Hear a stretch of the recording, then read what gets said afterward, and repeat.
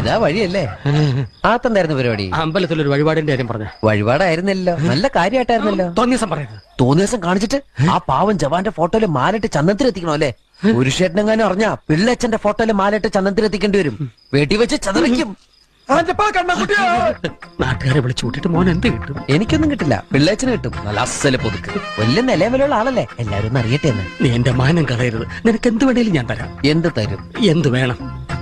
അച്ഛന്റെ കയ്യിൽ നിന്ന് കള്ളക്കണക്ക് എഴുതി വാങ്ങിച്ച കുരുടിമുക്കിൽ 25 സെന്റ് സ്ഥലം. അയ്യോ മാധവ, അത് അയ്യോ മാധവ, അത് എഴുതി തരൊന്നും വേണ്ട. അവിടെ ഇത്തവണ എനിക്ക് വിത്തർക്കണം. അതെന്റെ ഒരു മോഹം. ഞാൻ പടവല വിട്ടിരിക്കുക. ആയിക്കോട്ടെ, അത് വിറ്റ് കഴിഞ്ഞാൽ എനിക്ക് വിത്തർക്കാലോ. ഇറക്കാം. പുറപ്പെടാം. പോകാൻ വരട്ടെ. ഇതൊക്കെ മറക്കാതിരിക്കാൻ ഞാനൊന്നും കൂടെ തന്നാലോ? വേണ്ട, ആരും കാണൂല. വേണ്ടെന്നേ. എന്നാ ചാടിക്കോ മോനെ.